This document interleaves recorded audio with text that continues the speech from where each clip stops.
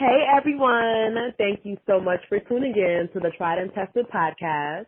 I am your host Tracey, and if you're not familiar with me or my podcast, I pretty much talk about all things relationship, love, dating, marriage, finances, anything that is connected to relationships in this day and age is pretty much what I talk about on my podcast. So welcome. And today I have a very special guest, my boo Russell. Say hey, boo. Hi everybody, how you doing today? You don't even sound excited like me. Hey everybody, how you doing today? Thank you. I just work 8 hours, I'm a little drained. I'm sorry. Now, thank you so much for being here. So, without further ado, the topic we're actually going to do today is single men. And from a male's point of view, if you've heard my other shows, some of the topics are probably about men from the female perspective.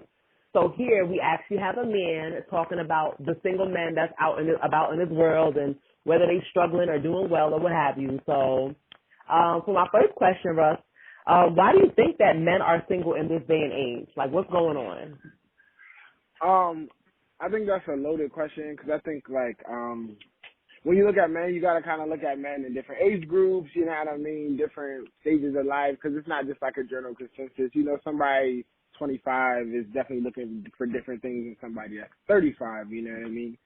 Mm-hmm. But I would say, overall general consensus, I think men, especially black men, when it comes to their value, it's a lot about what they can do, what they have, what they can provide, and I think men fall into that because we become flashy and we want to kind of flaunt what we have and what we can do, and Mm-hmm. So I think it comes down to a lot of relationships being built around that. So they're superficial, they don't last. It's a lot of quick flings because there's really no substance there. So I think that kind of perpetuates men being single. Okay, that sounds good. All right, so do you feel like with the men that are single, do you think that it's something, well, of course it depends on the age, as you said, but do you feel like it's something that people are doing by choice because it's more enjoyable, or are they doing it because it's not really working out in this dating scene at this time in life? I think it's just kind of like that cycle that you run into, right?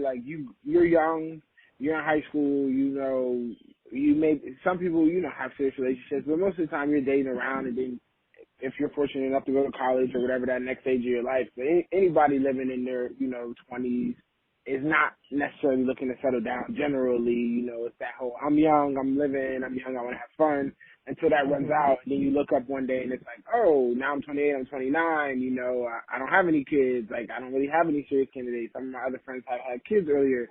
So I think, especially when it comes to men, you want to kind of live your life and, show your oats and do everything you want to do before it's time to settle down. And then sometimes it becomes a rush because life gets later and later and later in life, and you spend so many years kind of doing your thing that when it's finally time to settle down, or you're getting that pressure to settle down for your family and people want grandkids and things like that, it's like, dang, I'm 30, I'm 31, 32, trying to figure it out now. So then dating becomes even harder because you want to date somebody, but you kind of rush it because all right, yeah, I want to get to know you, but are you wifey material, or are you someone I can raise kids with? So you kind of think so far in advance that you kind of sabotage it. So I think it at different stages there's different problems of why people are still single. Yeah, and that's really interesting because I honestly didn't think about that. At least I don't think that men have to rush. You feel like, okay, when women hit a certain age, yes. But with men, I just didn't think about that. But then I have seen people who probably hit 35 and they get married to somebody who they should not be with. And so I guess that is a good example, of rushing and then you end up in a bad marriage. So, okay, so from your point of view, what would you say that single men are looking for? If you are single, but you want to be with somebody and you're not, it's kind of what do you think are characteristics in a woman or whatever, personality, character? What do you think that most men may be looking for that are single? I think the biggest thing is support. I think men are supposed to be that support system, supposed to be that rock, and supposed to be the provider, and there's so many things that kind of come along with being the man of a household, which I do believe in. I do believe that men should be the provider, and there are certain things, there's a certain role that you take on as a man, but I think when it comes to having a partner or being with someone, I think you want to feel that, yes, I am the man, I'm the head of the household, but like, you as a woman, you're also doing your part, you know what I mean? You're also holding it down. I'm not having to take care of you. Voluntarily, I'm taking care of you, you know what I mean? I'm taking care of the household, I'm making sure everything's good, but you're still doing your part, you're still holding it down. And I think sometimes you run into women who are looking to be taken care of, and not also do their part and have some things going on first. It's like, oh, I want to be a mom, I want to have kids. And it's like, yeah, you can do all that, but like also what are you going to continue to do for yourself? And I think for me that's real important. Like I'm going to continue to do things for myself, but I'm also going to continue to do things for the household. So like, what are you going to continue to do for yourself? Kind of, No, that's really good because I mean I think that people don't think about that, and I mean obviously like as an older woman that, not older, but I ain't 20. Like being single, like, I'm very aware of like making sure I get certain things about me together, but I have other things I do need to still work on. But I do see what you mean. Well, there's some women who they have no ambition, they have no goals. They are just here to get a husband who could take care of them, pop out these babies, live anyhow, and spend that money, and that's it. So, yeah, I definitely understand. Okay, so how does dating go as a single man? I've had different conversations with different friends, and it's kind of just like, I mean, what is the process of dating? Like, do you date multiple people at one time? How much do you typically spend on a date? How much time do you give to each person? How do you narrow that down? So what is that whole dating process like for a single man? I think dating is difficult because we live in a world kind of society and like definitely in a generation and age where like everything's very superficial. So, it's very Instagram oriented. It's very like social media, what you look like, what type of image are you presenting on your social media. And I think a lot of times we fall in love with those images and then the person doesn't necessarily match up. And I think you got to kind of do your best to really get to know a person outside. I mean, it's difficult because social media really runs the world, but like you kind of want to get to know people outside of that, because then you can like genuinely get a feel for what type of person they are. For example, like when it comes to like taking people out, like I don't mind spending money. I make a decent salary, so I don't really mind spending money. I enjoy going out. I enjoy going to different restaurants. I like to eat. I like to have drinks. I enjoy people's company. And there's nothing wrong with wanting to do that and wanting to take people out on dates and take females and stuff out on dates. But then it comes to a point where like where is these dates going? You know what I mean? Are we continuing this conversation after this day? Like is our conversation deep? Do we have things in common? Like do we want to see each other, or is it just like, oh, it's the weekend, do you want to go out to eat? Or how is the relationship progressing? And then I think that's when you decide 3 days, 4 dates. Sometimes after one day you might, oh, this person is really interesting, and it might be like, okay, they weren't that interesting, but I had a good time. Let me go out again. Let me see how, it is again, or, let's see how, because some people take longer to open up. Some people are some people are not great texters, but are great in person. Some people, like to communicate. Some people it takes a little while to communicate. So I think you want to definitely give it that buffer, but then you don't want to waste your time also. So you don't want to wait too long and it's like, all right, I wasted 3 months and 10 days later and this is not going nowhere. But you also don't want to be like, oh, well, she was kind of dry. She didn't really want to talk. So, like, I'm not going to go out with her again. Because it's like, maybe it takes a while, so you kind of want to judge it. So I think you got to take it case by case and really pay attention to, like, the vibes and how things flow. Okay. All right. So, no, that's like, really, really good insight. I'm really soaking all of this in. So, something that you did mention, you were like, well, some people, it's the weekend, I want to go to dinner. So how do you feel about, like, using men? Because some people may take that as, I'm looking for something serious, but someone is trying to use me. So how do you feel about, it's a two-part question. So how do you feel about using men? And then we're going to kind of roll into what are turnoffs for single men. So however you want to do that. I think how do I feel about using men? I think, it's definitely a game, right? Like, there's definitely a sort of cat and mouse game when it comes to dating. Like, you definitely want to woo somebody and you try to press them and everything. But I think definitely on the flip side, when you do things like that, you want people to show interest and you want to know that people are interested in you. And I think women have a good job of kind of playing around, playing interested, but not really being interested. But I think it all comes down to communication, right? Because maybe we hit it off and you're a real cool girl, but you're not that attracted to me, or I'm not that attracted to you. But if we communicate and it's like we had a great time together, like let's try being friends, then that's cool. And then you got somebody that you can go out to eat with, or somebody that's open. And then later on, if y'all flirting and something happens, cool. But you communicated and like you understand that. But on the flip side, to where you're going out with somebody and you're kind of like leading them along, you're not really being open and you're not really communicating that you're not that interested. You're just like, oh, I'm trying to figure it out. Coming up with a bunch of excuses like, oh, I'm just not at a point in my life where I'm ready for a relationship. When damn well you want a relationship, you just don't like me, but you enjoy the fact that I take you out and do things like that. So I think it really all comes down to communication. As long as you're communicating from both sides, whether you're interested, not interested, friend zone, not friend zone, or whatever it is, then you can't really fault a person and no one's at fault because we were communicating.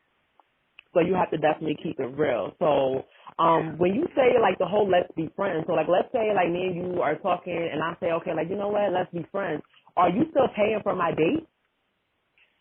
Like it depends. I might not want to be friends.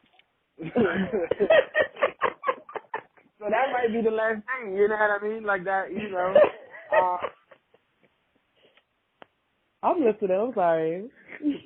But if I invite you out, yeah, because I just feel like if I invite you somewhere, then I'm going to pay because it's like you might not, I don't know what you got going on, I don't know your situation, but if you invite me somewhere, then I would expect, not expect you to pay for me, but I would expect you to pay for yourself.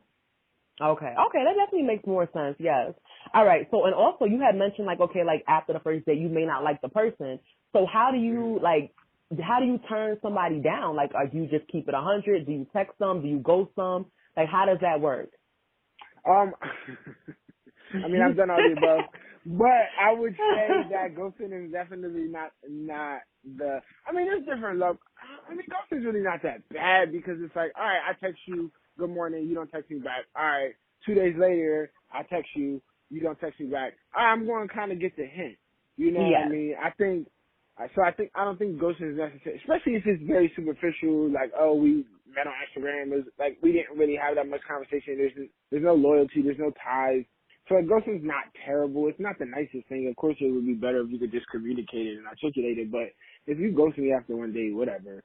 Now, if we're developing some type of relationship and we're going out on a couple of dates and we're hanging out and, things like that, and then you ghost me, then it's like, all right, you done been to my crib, I spent a couple hours on you, like, come on now. At least you can owe me a conversation. But, yeah, to let you know. So I don't think any of them are the wrong thing to do. A phone call is nice, but then sometimes it's like, what the fuck you calling me for? You could have just texted me because I'm sorry. I'm sorry. It's okay. But it's like what you called me for because it's like after you call me, if I call you and I'm like, all right, I'm really not that interested in you like that. We'll be just going to sit on the phone and listen to each other breathe. Like, that's kind of awkward. So yes. I definitely think in a day and age, like a text message is, it will suffice. A text, yeah, because like the majority, 99% of the time, the majority of your conversation is, via text message, Instagram message, some sort of message. So. Yeah. Okay, that makes sense. So, I wanted to know, okay, obviously we kind of spoke briefly about turnoff for a single man, but like, obviously the men who are not currently dating, I feel like maybe they've went out on dates and they've had a plethora of women that they dealt with. So what do you think are like the top things that kind of deter a man? Like he kind of just keeps him in his shell. He rather worry about his car, his clothes, and how he looks and making his money because he's seen too much of this in the dating world. So what kind of things will kind of turn somebody, a man off, I would say? I think superficial, like, I think girls, and I don't want to generalize girls, but there's a lot of vanity, the hair, the makeup, the looking in the mirror, the constantly checking, and then like, oh, because men do it too, so I don't want to just say women, but men do it too, obsessed with yourself, constantly into yourself, posting a picture and you want 1 million likes and stuff like that. So I think definitely like especially when you go out on dates nowadays. I think a big turnoff is someone who doesn't really pay attention or someone who's not present. One thing I try to do is I try to, like, put my phone down or turn it over or don't put it on the table, not look at my phone. Okay. Cause then, I think that's a turnoff for me anyway. Like, if we gonna sit here, like, you on your phone all day long, like, can I get 30 minutes? And it's not like, of course, never check your phone, like, Yeah. we live in a day and age where you gotta check your phone, but I think, that attention and then that superficiality is something that, is a big turnoff. Is a big turnoff. For me, someone that's, like, obsessed with social media, I'm a big proponent of social media, but, like, cause I enjoy it. I post on Instagram, all that, everything, but, like, the obsession, the, like, have to constantly posting, the, like, 1,000,001 stories. It's just like, come on now. Like, that's a big turnoff for me. So obsessive behavior when it comes to social media. Mhm. Okay. All right. Those are some good ones. So you obviously right now, you did say that you were single. So for you, like, what are your issues that you have with being single? And you can also tie this into, obviously you have female friends, and so you may see how they treat men behind the scenes. So, like, what are the things that you look at and you be like, I don't like that. Like, why are you, what are you doing? So what are some issues? I would say a lot of the things that, how can I say this politically? I think that, I think that when it comes, like, I think both men and women definitely eventually there comes a point where, like, they want a relationship and, they want that companionship. But I think, like, before that, men were real sex oriented. You know what I mean? Like, at the end of the day, a guy will talk to 10 girls because he wants to have sex with them all. He doesn't really want anything else from them. So on the women's side, it's kind of like, I got guys for different things. You know what I mean? And I know guys that like me, so I know that I can get things out of them. So it becomes kind of like a personal gain type thing rather than, like, not saying either one's better, but rather for, like, men, it's just like, I just want to have sex and then, and move on. So I think that's kind of like a turn off because, like, it's hard, like, women are good, so it's, like, hard to see true intentions, like, and I think for me, I got trust issues, so it's just, like, hard for me to trust that, like, this is real, this is really what you want, how many niggas you telling this to, you know what I mean? I done seen it all, like, oh, he's about to come over because I'm hungry, so he's gonna bring me some food, or, this dude's about to go on a trip, he wants somebody to go on a trip with him, so I'm gonna go with him, you know what I mean, just because, or, like, oh, I don't really like this guy, but I'm telling him that I'm not really ready to be in a relationship right now. Let's take it slow. But really, I don't like you, but I like the things that you're doing for me, so I'm going to tell you what you want to hear. Wow. No, I mean, that's deep, and I feel like that's something that really does happen, especially when you're an attractive female. You definitely have the upper hand in certain situations, especially if you know how to play the game correctly. So I could definitely see, like, how how that works. Okay, so, and also, like, obviously you just described, some things, but also what are some signs and patterns that you see women in general typically show? Like, do you normally see women that are playing the game, or do you normally see women that are looking for help? Like, what kind of things do you feel like? I see a lot of women who I want to say I see a lot of women not necessarily playing the game, because I do see a lot of women who genuinely want to be in relationships and genuinely want somebody. Because now, I'm 30 now, so a lot of my friends are around my age. So, but I think the caution that I would give to women is that, like, I think sometimes women want it more than men, and I think they got to be careful because, a lot of time I've seen women, they'll get into a relationship, and rarely do you see a man distance himself from his friends or his life or his routine for a relationship, but oftentimes you see a woman do those things, distance themselves from their lives and their friends and spend so much attention and time into the relationship. So kind of when they backfire for relationships, backfire for men versus relationships backfire for women, it's a little more devastating because women too often change their lives for relationships where men are just like, all right, you're going to hop on board. All right, I'm done. Now you can hop off. I'm going to keep going. You know. No, it's true. Like, that's interesting. Okay. So that's a So I good always try to example. caution my friends. Yeah, I always try to caution my friends to be careful, take your time, you know, because like men are dogs, men are liars. Like they're gonna tell you what they want to hear because at the end of the day they do want to have sex with you. But not saying there's not a lot of genuine guys out there that genuinely want to be in a relationship. But I think both sides, you just got to be cautious because as a man you don't want to be taken advantage of, but as a woman you don't want to be like sold a dream and completely uprooted and then have to pick up the pieces if this doesn't work out. Like that's good. Like I'm sitting here like, ooh, I'm learning today. Cause wow, all right. Like this is some really good stuff. So what do you think? What would it take for you? Like if you could just, I'm not gonna be single today anymore. I found the right one. What would it take for you to no longer want to be single or to be single? What kind of woman would you have to come in contact with? But see, I don't think that fits though. I think I'm single because of me, not necessarily. I ran across some great people, but I just don't think I'm at a point in my life now. I'm very ambitious. I mean, you know me for a long time, so you know I'm very Yes. headstrong. I'm very ambitious. I like to do things my way.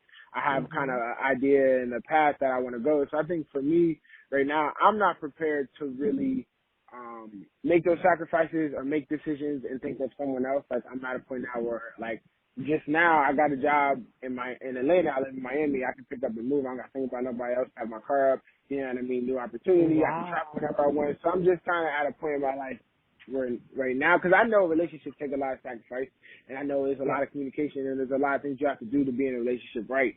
And I don't want to do those things right now. So, No, I hear you. I feel like that's listen, it's facts. Okay, that's how you feel. It's yeah, like, yes. yeah, like I don't really want to do those things right now. Like, you know, so I think right at this point in my life, I'm in a relationship, not in a relationship because I don't really necessarily want to be. Yeah. Now, is there times where I would like some companionship? Of course, you know what I mean. Times like this, we're on quarantine. You know, I'm quarantined myself and friends. So like there are like I'm not gonna I feel you. I feel and you. and it's not that I'm not open to it. You know, I'm dating, I mean people, I'm talking to people. So like if the right situation comes along and it's like, oh wow, like this happened by accident. But as far as looking for it or like, you know, wanting it, it's not necessarily at the top of my list right now. Okay. Okay, no, that definitely. And so do you think that with most men, though, do you think that that's kind of like how it goes with being single? Like some days I may want somebody, but other days I'm good. I'm fine. Life is good the way it is. You think that's how a lot of people Yeah. feel, or? Okay. Yeah, no, I definitely think it definitely goes back and forth. But I think that's period. You know, whenever you get into a relationship or marriage, I'm pretty sure there's gonna be days you wish you wasn't married, and days you know you're thankful for being it.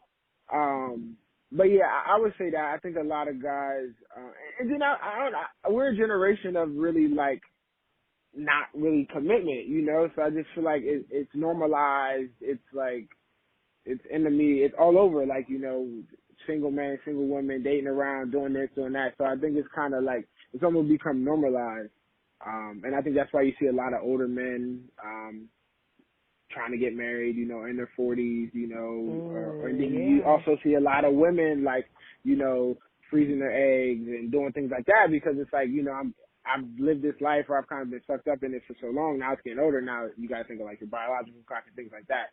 So I think that's why you Yeah. see a lot of that happening now because we spent so much time kind of enjoying that single life and that freedom. So it goes both ways. I mean, I don't necessarily think I would be a bad 40-year-old, you know, like sugar daddy, but that's not necessarily the goal. No, I hear you. OMG.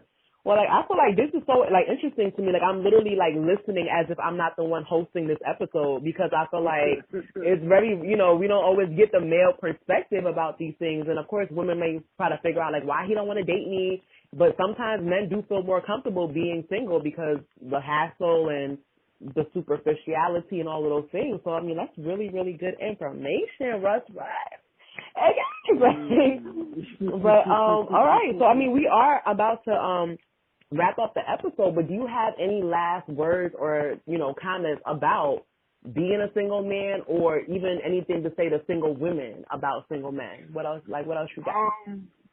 I would just say, like, if I could say anything, especially to guys and girls and, like, you know, people out there, I just to say be patient, and don't lose yourself. I think a lot of times you get caught up in maybe the pressure of being, you're still single, you're getting older, you haven't had kids, you get caught up in a lot of that pressure. But I just think that if that's the driving force, or those outside things are the driving force, and you find a relationship, it's ultimately going to fail. So I think you should just be patient and really kind of trust yourself and learn yourself and figure out yourself first before you dive into a situation. Okay, I agree. Like I said, I'm short on words in this episode. But thank you. So before we do head out though, what is your social media if anybody wants to either slide up in your DMs, if they want to, add you or ask you any more questions, what is your social media? Yeah, so on Instagram I'm _walksonwater_. That's the only social media I really use right now. So. Okay, so _walksonwater_ like Jesus, I guess, right? Mm-hmm. Alrighty, well, I definitely want to thank you so much for those gems that you dropped. The information was super duper on point. And to my listeners, I want to thank you guys so much for tuning in. And just thank you all. All right, and so until next time, have a good one.